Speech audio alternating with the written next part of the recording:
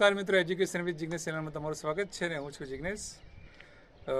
વિદ્યા સહાયકની ભરતીમાં હજુ બદલી કેમ્પનો જે વાત આપણે કરીએ કે બદલી કેમ્પ જે રહ્યા હજુ બંધ થવાનું નામ નથી લેતા અને શિક્ષણ નિયામકની જે કચેરી રહી એ બદલી કેમ્પમાં વધારે રસ હોય એવું આપણને લાગી રહ્યું છે. એનું કારણ એ છે કે જેવું આપણું જે પ્રાથમિક શિક્ષક સંઘ જે છે એ લોકો સતત એમની માગણીઓ ચાલુ જ હોય છે કે બદલી કેમ્પ કરો, બદલી કેમ્પ કરો, આ બદલી કેમ્પ કરો, પેલો બદલી કેમ્પ કરો.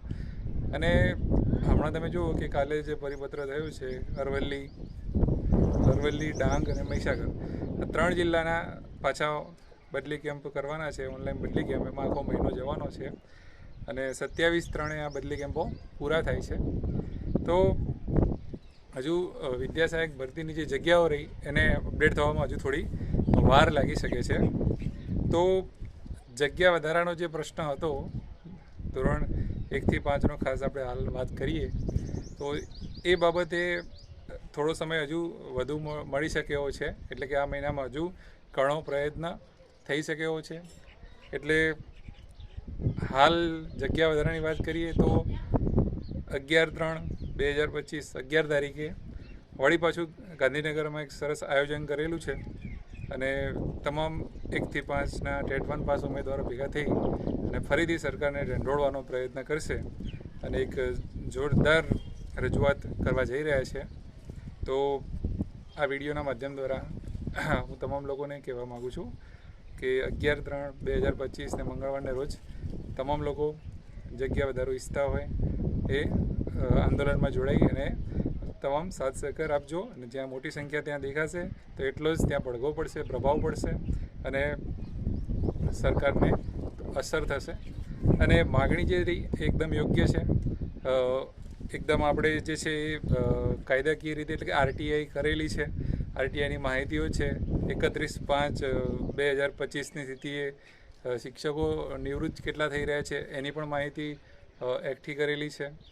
અને અત્યાર સુધીમાં જે ભરતીઓ થઈ છે જ્યારથી જે ટેટ ચાલુ થઈ ત્યારથી 2014માં ટેટ 1ની પહેલી ભરતી આવી હતી તો એ 2014થી લઈને અત્યાર સુધીમાં ફક્ત 7,000 આસપાસ 7,500 થી 7,500 આસપાસ ટેટ 1માં ભરતી થઈ છે. અને પહેલેથી અન્યાય મતલબ થતો આવ્યો છે પીટીસી ટેટ 1 પાસ ઉમેદવારોને. તો એની પણ વાત થઈ છે. ભેગી મુદ્દો એમાં છે, આરટીઆઈનો મુદ્દો છે એની અંદર અને રિપીટેશનનો મુદ્દો પણ છે કે નાની ટુકડા ભરતીઓ પહેલાં આવતી હતી એમાં રિપીટેશનના કારણે ઘણા ઉમેદવારો રહી ગયા છે. ઘણા ઉમેદવારોની વયમર્યાદા પણ વધી ગઈ છે. તો જે લોકોને લાગતું હોય કે અમારી વયમર્યાદા જે જતી રહી છે તો એ લોકો પણ સાથે આવીને પોતાના બેનર સાથે રજૂઆત કરી શકે છે. અને બીજા કોઈ પોતાને પર્ટિક્યુલર વિષયની કે એવી કોઈ જગ્યા વધારો ઈચ્છતા હોય તો આંદોલનમાં સાથે જોડાઈ શકે છે. તો સંખ્યા સારી દેખાશે તો એ જગ્યા વધારાનો પ્રશ્ન સોલ્વ થઈ શકે છે. અને હાલ જગ્યાઓ જે આવવાની છે એ પહેલાં જે રોસ્ટર રજિસ્ટર હજુ થશે એ પહેલાં જો કંઈક રસ્તો એનો નીકળે તો સારું છે. તો જેટલા પણ લોકો છે એમને ફાયદો મળે. હવે એવું છે કે ઘણા લોકો એવું કહે છે કે ભાઈ 1 થી 5 અને 6 થી 8 અને બધા 6 થી 8માં જગ્યા વધારાની વાત કેમ નથી થતી, 1 થી 5માં થાય છે આમ. તો એના માટે કદાચ એવું છે મિત્રો કે સરકારે 7,000ની ભરતી આલી છે 6 થી 8માં. ચલો આપણે માની શકીએ કે જેટલા ઉમેદવારો છે એના પ્રમાણમાં ભરતી ખૂબ ઓછી છે, બરાબર છે. પણ હાલ તમે કદાચ 6 થી 8ની આપણે રજૂઆત 1 થી 8ની રજૂઆત કરીએ કે ભાઈ એકલી 6 થી 8ની રજૂઆત કરીએ તો પણ અંદરથી કદાચ એવું મહેકમ પ્રમાણે કદાચ 8/1/18 કે 31/5 પ્રમાણે ગણી તો કદાચ 6 થી 8માં બધા નવા શિક્ષકો જ છે. રિટાયરમેન્ટ પણ એટલું બધું નથી.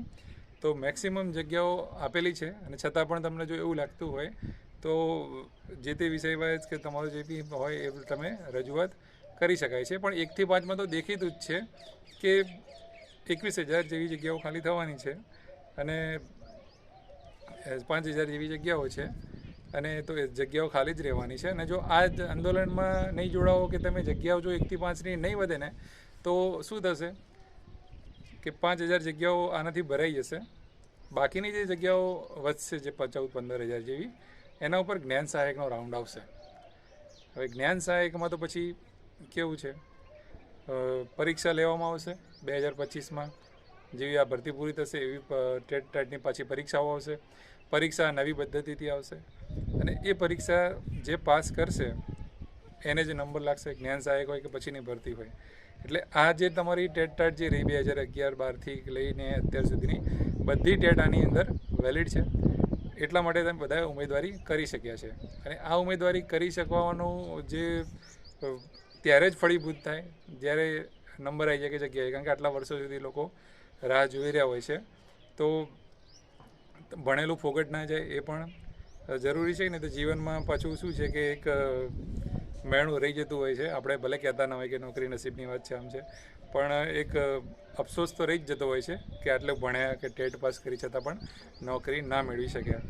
તો બધા જ આવો, તમામ લોકો આવો 11 તારીખે, ફેમિલી સાથે આવો, 1-2 જણ બીજા મિત્રોને પણ લઈને આવો તો ઘણા વધારે મેક્સિમમ લોકો ત્યાં દેખાશે. એટલું વધારે પ્રભાવ પડવાનો છે. આ બધા કારણો મેં તમને કહી દીધા કે આંદોલન કેમ જરૂરી છે. બરાબર છે. અને જ્યારે જ્યારે આંદોલન થયા છે ત્યારે કંઈક ને કંઈક નિર્ણય આવ્યો છે. બરાબર છે. ગઈ વખતે જે લાસ્ટ 24 તારીખના રોજ જે થયું એનાથી 9 થી 12ના ડીવીનું અને એ બધું શિડ્યુલ આખું બહાર આવ્યું. હવે અહીંયા આખો બળગો પડશે 1 થી 5 વાળા, 1 થી 5 વાળા, 1 થી 5 વાળા, એવી રીતે ત્યાં. તો એના બાબતે કંઈક તો વિચાર થશે, કંઈક તો વિચારણા થશે બુધવારની કેબિનેટ બેઠકમાં, એના પછીના બુધવારની કેબિનેટ બેઠકમાં કે ગમે ત્યારે એના વિશે કંઈક તો નિર્ણય ચોક્કસથી થશે જ. એટલે નેગેટિવિટી લાવવાની જરૂર નથી. બરાબર. મેરિટ જેનું સારું બનતું હોય એમને સારા જિલ્લા મળશે. બરાબર. દાખલા તરીકે મિત્રો, મારે પોતાને ટેટ 1માં 74 મેરિટ છે. બરાબર. તો એવું નથી કે મેરિટ સારું હોય એટલે એવું વિચારી લેવાનું કે ભાઈ જગ્યા ના વધે તો મારે શું તકલીફ છે, મારો તો નંબર આવી જ જવાનો છે. એવું કશું નથી. બરાબર. વધારે મેરિટવાળા જે લોકો રહ્યા એમને સારા જિલ્લા મળશે જો વધારે જગ્યાઓ આવશે તો. કારણ કે જગ્યાઓ વધશે તો પછી એકના એક કેટલા જિલ્લાઓમાં આપશે? જિલ્લાઓ તો એમને વધારવો પડશે ને. તો ફાયદો જ છે. બરાબર છે. જેટલી જગ્યાઓ વધશે એટલા જિલ્લા પણ વધશે, એટલી તમામ કેટેગરીમાં જગ્યાઓ પણ વધશે. એટલે મેક્સિમમ લોકો લાગી શકશે. લો મેરિટવાળો નોકરી લાગશે અને હાઈ મેરિટવાળાને એનો જિલ્લો મળશે. એટલે બધાને ફાયદો છે. એટલે જગ્યા વધારા આંદોલનમાં 11 તારીખે તમે અવશ્યથી જોડાજો. એજ્યુકેશન વિથ જિગ્નેશ ચેનલ, આપણી જે ચેનલ છે એને તમે સબસ્ક્રાઈબ કરી લેજો. આ આંદોલનની આગામી કોઈ રણનીતિ હોય કે કયા શું છે એની કોઈ બી પોસ્ટ, આપણે વિડીયો કદાચ ના બનાવી શકીએ એવું ઇમરજન્સી એવું કંઈ હોય તો આપણે ચેનલમાં પોસ્ટ દ્વારા પણ જરૂરથી માહિતી આપશું. અને જગ્યા વધારાનું પણ એક ટેટ 1નું એક ગ્રુપ છે.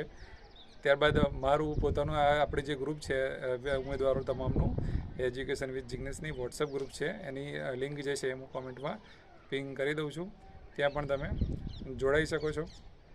એટલે હાલ પૂરતું આપણી પાસે સમય છે કે ફાઇનલ મેરિટ અને જગ્યાઓ આવવામાં હજી થોડી વાર લાગી શકે છે, કેમ કે 3 જિલ્લાના કેમ્પો હતા એટલા માટે. એટલે તમામ વસ્તુ મેં આ વિડીયોમાં તમને કહી દીધી છે. હવે તમે પોતે વિચારજો, કેમ કે એક દિવસ હવે છે.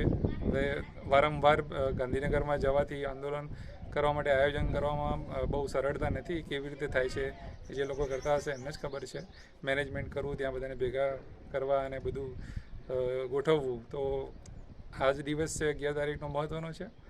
તમામ લોકો વિડીયોને લાઈક કરજો, કોમેન્ટ કરજો અને શેર કરજો, જેના કારણે વિડીયો જેટલો વધારે લોકો સુધી ફરશે એટલો વધારે લોકો જોડાઈ શકશે. અને ત્યાં સુધી નવા ટૉપિક સાથે ફરીથી મળીશું. જય હિન્દ, જય ભારત. તમારો કોઈ પ્રશ્ન હોય તો કોમેન્ટ જરૂરથી કરજો. Thank you.